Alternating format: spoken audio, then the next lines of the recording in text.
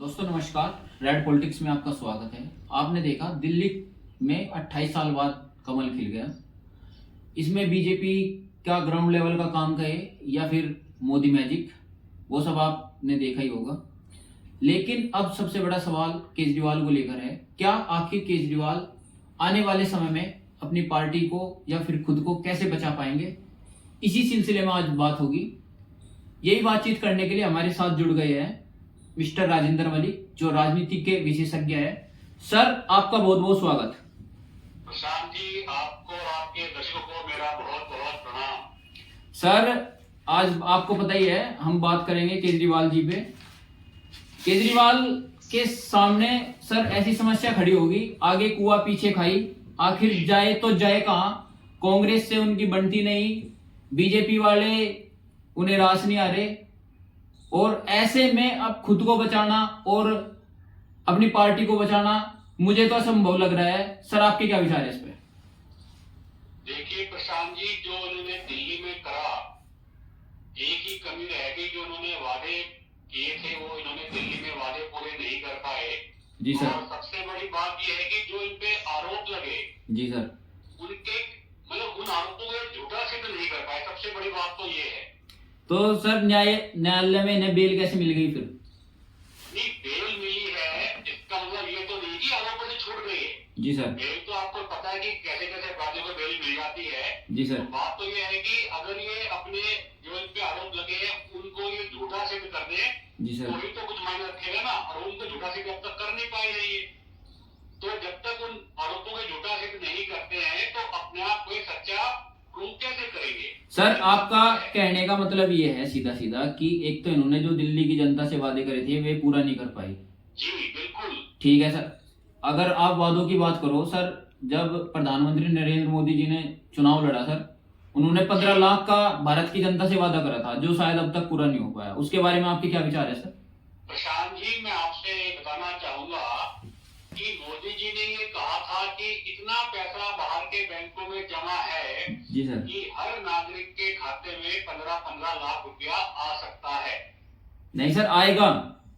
नहीं नहीं, ऐसा उन्होंने कभी नहीं कहा। उसकी फुटेज को उठा कर देखिए आप। जी सर। उन्होंने 15 लाख की बात कही थी, लेकिन बाकी जो विपक्ष है उसने फिर ये बात फैलाई गई कि मोदी जी कह रहे हैं कि हर नागरिक के खाते में 15 लाख रुपए आएंगे।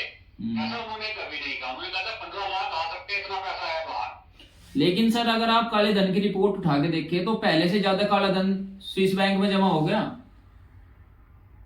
जी, इसमें कोई शक नहीं है कि जो आपकी आरबीआई की रिपोर्ट भी आई थी, उन्होंने नोटबंदी करी थी। जी सर। तो जिस वक्त उस नोटबंदी से पहले जितना पैसा लोगों के पास में था, जी सर। आज की तारीख में उससे ज्यादा लोगों के पास कैश आ चुका है।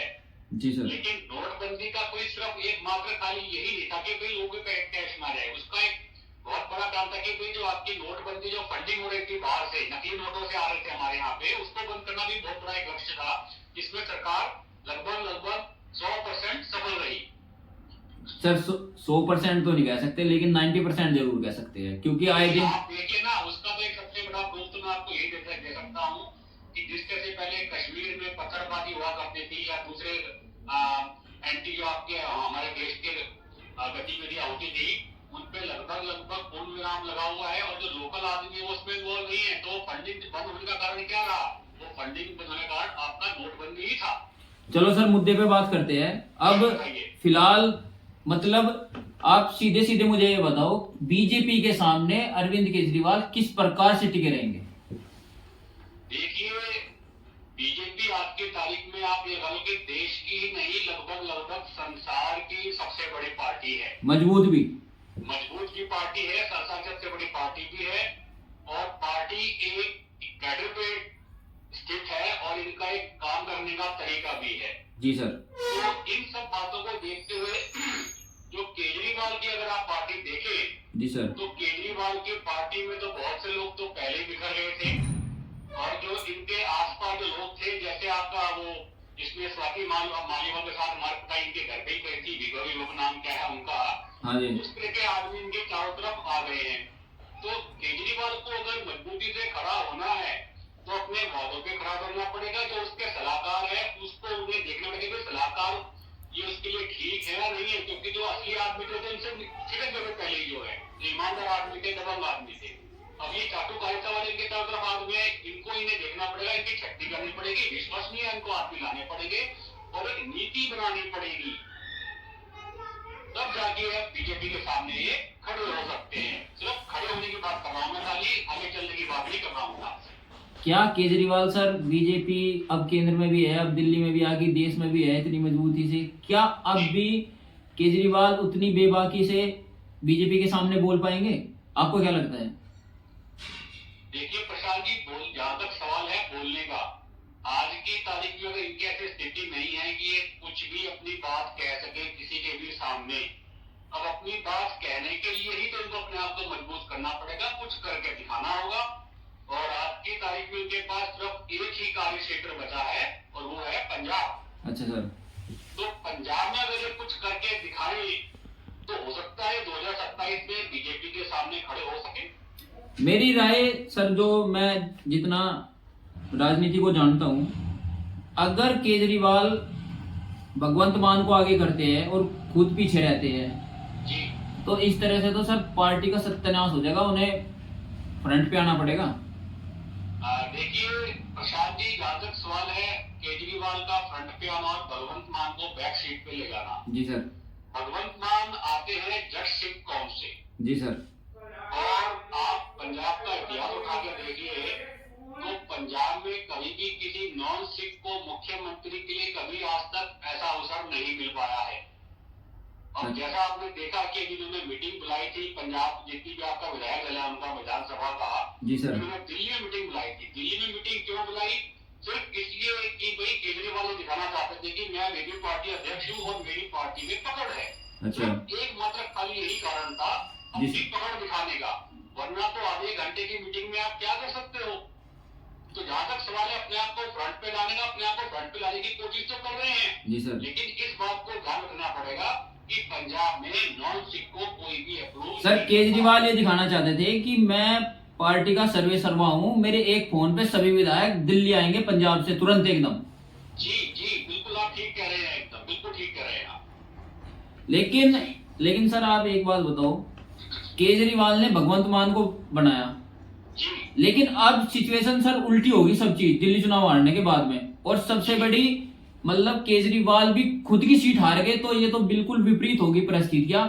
लेकिन अब भगवंत मान को केजरीवाल के बनाने के लिए पंजाब की कुर्सी छोड़ देनी चाहिए। आपके क्या विचार है सर इस पे? देखिए प्रशांत जी, मैं आपसे बताऊं, जब आप 2017 के चुनाव में एक बार आप जाइए। जी सर। तब जो वहाँ पे इनके जो यानी कि प्रभारी थे चुनाव के, उन्होंने ये कहा था जी सर कि पंजाब में जो है केजरीवाल भी मुख्यमंत्री बन सकते हैं। जी सर। लेकिन उस वक्त के विरोध को देखते हुए तो इन्होंने फिर जो है मुख्यमंत्री पद का इन्होंने फिर अपनी में बात सोची। सीधी सी बात तो ये है। जी सर। अभी फिर बाद में जब ये चुनाव जीत गए 2022 में, जी सर, तो क्योंकि पहले ही इनके लिए मना कर दिया गया था, तो इनकी हिम्मत नहीं हुई कि खुद मुख्यमंत्री का पद संभाले, और इसलिए लिहाजा उन्होंने भगवंत मान को, जो कि जट सिख कौम से आते थे, इन्होंने उनको वहां का मुख्यमंत्री बनाया। लेकिन अब बीजेपी के सामने 5 साल टिकने की बड़ी चुनौती है सर। जी हाँ, बिल्कुल आप बिल्कुल ठीक ठीक है। और आप अगर कुछ करोगे नहीं, मीडिया के सामने नहीं आओगे, कुछ कंट्रोवर्सी नहीं करोगे, आपको इस कंट्रोवर्सी को दबाने के लिए कोई बड़ी कंट्रोवर्सी खड़ी करनी पड़ेगी, तभी आप सोशल मीडिया में या फिर आप जमीनी लेवल पे कुछ काम करके आपको दिखाना पड़ेगा, और वो तभी कर सकते हैं जब आप किसी पद पर बने। प्रशांत जी, मैं आपको बताऊं कि जहां तक सवाल है कंट्रोवर्सीज का, तो अब आप देखिए कि अब शायद मेरे ख्याल से तो केजरीवाल में इतनी हिम्मत नहीं होगी कि दोबारा कोई कंट्रोवर्सी खड़ी करे, क्योंकि ये ऑलरेडी बहुत सी कंट्रोवर्सीज में घिरे हुए हैं। अच्छा सर। रही बात इनको आगे बीजेपी के सामने कुछ कर दिखाने की, जी सर, तो आज की स्थिति में जो पंजाब की स्थिति है, जी सर, आप देखिए वहाँ की वित्तीय स्थिति बिल्कुल डाउन हो चुकी है। पंजाब पे लाखों हजारों करोड़ का कर्जा चढ़ चुका है आज की तारीख में। नशाखोरी वहाँ पे है, लॉ एंड ऑर्डर वहाँ पे बिल्कुल ढीला पड़ता जा रहा है, और आतंकवाद वहाँ पे दोबारा से अपना सिर उठा रहा है। ऐसी स्थिति में अगर केजरीवाल अपने आप को वाला मुख्यमंत्री बनाते हैं, तो इनके लिए और भी मुश्किल हो जाएगा पंजाब को कंट्रोल करना। कारण क्या है कि हो जाती है बात सिख और नॉन सिख की बात आ जाती है। तो मेरा तो मानना यह है कि केजरीवाल जी को पंजाब में जाए, लेकिन मुख्यमंत्री भगवंत मान को वो करे और जो उन्होंने वादे करे हैं उनको भाजपा की तरह पूरा करके दिखाए। मतलब आप ये कहना चाह रहे हैं कि कुछ कर सके ये। भगवंत मान के मंत्रिमंडल में रह के जी और ऑर्डर भगवंत मान को दे। बिल्कुल। आप पार्टी को ऑर्डर तो ऐसे होता है ना कि जो भी कोई पार्टी काम करती है तो उसमें सलाहकार भी होते हैं, नीतिकार भी होते हैं। वो तो सभी एक पार्टी के अपने सब चीज होते हैं। जी, तो ये सब इनको बड़ी गंभीरता के साथ विचार करना पड़ेगा कि पंजाब की स्थिति कैसे सुधर जाए। बिना पंजाब की स्थिति सुधारे ये पार्टी बिल्कुल 2027 तक खत्म हो जाएगी, आपसे बता सकता हूं मैं। ये छोटी छोटी पार्टी जो बीजेपी खत्म कर रही, जी इसका आपके हिसाब से सीधा फायदा कांग्रेस को हो रहा है? मेरा तो मानना है कि आज की तारीख में तो आप देखो स्टेट वगैरह चुनाव देखो तो जो कांग्रेस खुद है वो छोटी पार्टियों को सपोर्ट कर रही है। कहने का मतलब ये है कि छोटी पार्टियां अपनी शर्तों पे कांग्रेस से काम करवा रही हैं। वो तो सर एक समय है, अभी इस समय थोड़ा कांग्रेस का खराब है इसलिए उन्हें सपोर्ट लेना पड़ रहा। ऐसे ही छोटी छोटी पार्टियों का सपोर्ट से बीजेपी आज बड़ी पार्टी बन गई। तो ये तो सर राजनीति में चलता रहता है। लेकिन आप मुझे सिर्फ ये बताइए, अगर बीजेपी छोटी पार्टी को खत्म करती है, क्योंकि समय अब ऐसा आ गया है, अगर आप बीजेपी के साथ हो, छोटी पार्टी की मैं बात कर रहा, अगर आप बीजेपी के साथ हो आप तब भी खत्म, अगर बीजेपी के आप विपरीत हो तब तो आप बिल्कुल खत्म। तो छोटी पार्टी जाए तो जाए, कहां करे तो करेगा, क्या करे, ये सबसे बड़ी। और आप मुझे ये बताइए सीधा कि कांग्रेस का अगर छोटी पार्टी खत्म हो रही तो सीधा कांग्रेस को लाभ मिल रहा है या नहीं? जी मेरे हिसाब से तो छोटी पार्टियां जो है, छोटी पार्टी तो अपना अस्तित्व बना के रखा, उन्होंने ऐसी बात नहीं है। लेकिन जहां तक सवाल है कांग्रेस को फायदा होने का, कांग्रेस को तो फायदा तब होगा जब कांग्रेस भी कुछ करके दिखाएगी। कारण क्या है कि जो इनका टॉप लेवल का जो इनका लीडरशिप है कांग्रेस की, वो आज की तारीख में बिल्कुल फेल है। और बात वही है कि भाई जिसके हाथ पांव सलामत है वही तो दौड़ सकता है, वही फायदा उठा सकता है। अब कांग्रेस तो अपना भी लगभग होती जा रही है दिन पे दिन। सर आप कांग्रेस को फेल, आप कांग्रेस को फेल नहीं कह सकते, क्योंकि मैं आपको सीधा सीधा बता दूं, कोई भी टीवी चैनल वाला या कोई भी ऐसी बात नहीं करेगा। कांग्रेस ने अपना हरियाणा का बदला सीधा दिल्ली से लिया है, सीधा हरियाणा का बदला। जी ये तो आप कह सकते हैं, सबके अपने अपने विचार हैं। लेकिन मैं आपसे फिर यही कहूंगा कि ये जो आपका जो विपक्ष आपका बना हुआ है, ये अगर ऐसे ही करते रहे, एक दूसरे से बदला लेते रहे, तो क्षेत्रीय पार्टी नहीं, ये विपक्ष भी खत्म हो जाएगा भाजपा के सामने। आपसे बताऊं मैं, तो फायदा कौन उठाएगा? फायदा उठाने वाला फिर कोई रहेगा ही नहीं ना। तो फिर लोकतंत्र खत्म हो जाएगा एक दिन तो ऐसे। जी हाँ बिल्कुल, आप बिल्कुल ठीक कह रहे हो। लोकतंत्र में विपक्ष का, एक मजबूत विपक्ष का होना बहुत ही अति आवश्यक है। और जिस तरह से हमारा जो विपक्ष है बिखरा हुआ है, उस तरह से लोकतंत्र को और देश को बहुत ज्यादा नुकसान है। कारण क्या है कि अगर आपके सामने विपक्ष है ही नहीं, बिखरा हुआ है, तो कोई भी लोकतांत्रिक पार्टी हो वो धीरे धीरे तानाशाही में बदल सकती है। अगर केजरीवाल को बीजेपी और कांग्रेस में से किसी एक पार्टी को चूज करना पड़े तो आपके हिसाब से जी उन्हें किस तरफ जाना चाहिए? देखिए आपका ऐसा सवाल है आज की तारीख में कि अगर केजरीवाल को अगर अपने आप को मजबूत बनाना है, तो मेरा तो ये मानना है वो किसी भी पार्टी के साथ ना जाए। अपने आप को सिद्ध करने के लिए आपको किसी पार्टी की जरूरत नहीं होती है। अपने आप को सिद्ध करने के लिए आपको अपनी नीति और कार्य आपको लोगों को, जनता को दिखाना होता है। जनता खुद आपको मजबूत बना देगी, यही मेरा सोचना है। लेकिन अब केजरीवाल की वो स्थिति तो नहीं रहेगी, अब वे कुछ करके दिखा दे या उन्हें बीजेपी कुछ करने दे। नहीं ऐसा नहीं है प्रशांत जी, पंजाब अभी उनके पास में बड़ा अच्छा उनके पास प्लेटफॉर्म है। और जहां तक सवाल है जैसे पंजाब की स्थिति, अगर उस स्थिति को बदल दे वो, पंजाब सर कह सकता हूँ कि 27 तक ये लड़ेंगे भी और जीतेंगे। सुनने में ये आ रहा कि पंजाब के 30 विधायक कांग्रेस के साथ हैं। जी कांग्रेस तो मैं आपसे कह रहा हूँ ना, खुद तो कांग्रेस की ताकत सर आप कहते हो, आप तो सर मैं बता रहा, आप तो मतलब कह रहे हो कि कांग्रेस कुछ नहीं, कांग्रेस कुछ नहीं। कांग्रेस केजरीवाल को निकलने की तैयारी में है। नहीं मैं आपसे कह रहा हूँ कि मैंने ये नहीं कहा कि कांग्रेस में ताकत नहीं रही है, कांग्रेस में ताकत है। लेकिन फिर वही बात आई जो उनकी टॉप लीडरशिप है उसको ये ऑर्डर में नहीं ला पा रहे हैं। अगर टॉप लीडरशिप ऑर्डर में आ जाए तो कांग्रेस तो वैसे वही वाली कांग्रेस जो पहले थी आज की तारीख में, कभी थी वो। लेकिन टॉप लीडरशिप इनके ऑर्डर में नहीं आ पा रही है, और जब तक वो ऑर्डर में नहीं आएगी तब तक कांग्रेस कमजोर रहेगी, खत्म नहीं होगी, कमजोर होगी। आप खुद देखिए कि आज कांग्रेस किस स्थिति में आ गई है और क्या स्थिति में कांग्रेस थी। लेकिन अपने फिर भी टॉप लीडरशिप लीडरशिप पे भी ऑर्डर लगाना चाह रहे हैं, तो इसमें कोई क्या कर सकता है, बताइए मेरे को आप। क्या भगवंत मान अरविंद केजरीवाल को चूना लगा सकते हैं? जहां तक सवाल है भगवंत मान का केजरीवाल को चुनाव लगाने का सवाल है, मतलब कहने का मतलब सर ये है, क्या भगवंत मान पंजाब के एक नाथ शिंदे 2.0 होंगे? जी ये संभव है केजरीवाल पे, अगर केजरीवाल की नीतियां लोगों के खिलाफ रही और फिर वही जैसे ये सेल्फिश वाली राजनीति करते हैं, अगर उन्होंने वही करा तो 100% केजरीवाल जो आपके भगवंत मान है वो शिंदे साबित होंगे, इसमें कोई शक नहीं है। जहां तक मेरा मानना है फिर तो कांग्रेस को सपोर्ट करेंगे वो। जी नहीं, अगर वो शिंदे बनते तो कांग्रेस को सपोर्ट नहीं करेंगे, कोई भी व्यक्ति जो है डूबते जहाज में नहीं जाना चाहेगा, वो भाजपा को सपोर्ट करेंगे और अकाली दल को दोबारा से जो है वो जीवित करना चाहेंगे, जिससे कि पंजाब में कांग्रेस के सामने मजबूत आप विपक्ष खड़ा कर सको चुनाव के दौरान जो है। तो मतलब आप ये कह रहे हैं कि भगवंत मान कांग्रेस और भाजपा के साथ ना जाकर अकाली दल के साथ जाएंगे? नहीं, मैं ये नहीं कहा आपसे, मैं देखो अकाली दल और पहले भाजपा दोनों एक साथ थे। ठीक है, हाँ जी सर। ठीक है ना जी। जी। तो अगर भगवंत मान ऐसा कुछ करेंगे तो कांग्रेस की तरफ तो वो नहीं जाएंगे, क्योंकि कांग्रेस का तो खेल देख चुके हैं। अच्छा। कांग्रेस ने कभी किसी का साथ दिया नहीं, वो हमेशा धोखा दे देती है, जैसे अभी हो रहा है आजकल जो है। तो कोई भी चाहेगा कि भाई मैं किस तरफ जाऊं, तो हमेशा मजबूत सारे को पकड़ेगा अपने आप को ऊपर लाने के लिए। और मजबूत सारा वहां पे कौन है आपके देश के अंदर? भाजपा है और पंजाब में अकाली दल भी है।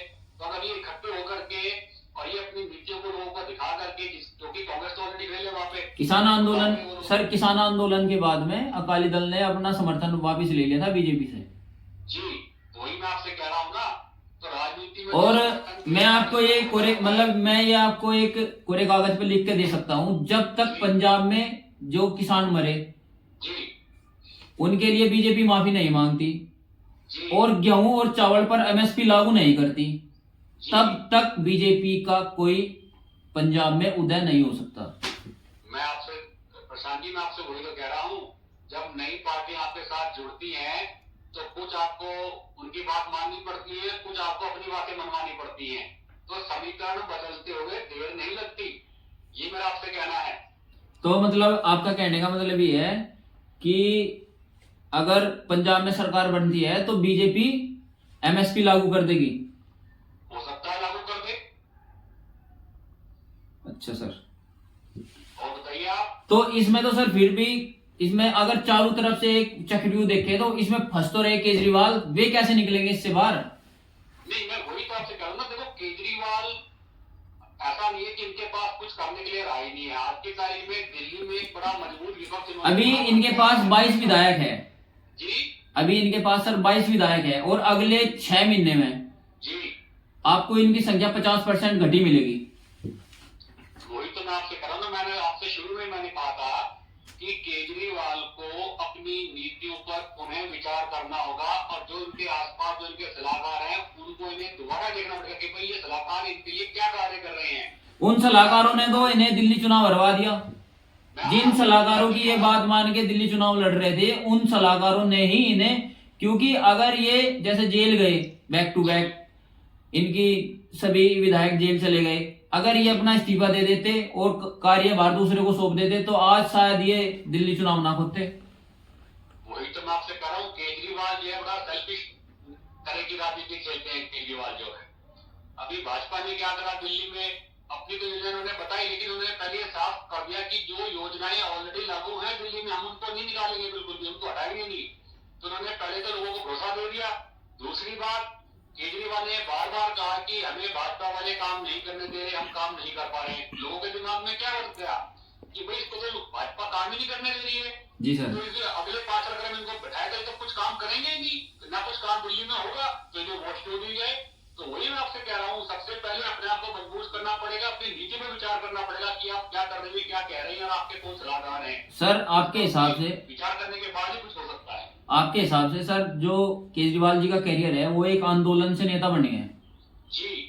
क्या आप उनके जो जब से वे राजनीति में आए, पहले आंदोलन में थे, पहले नौकरी में थे, आपको क्या लगता है उन्हें गद्दी का लालच है?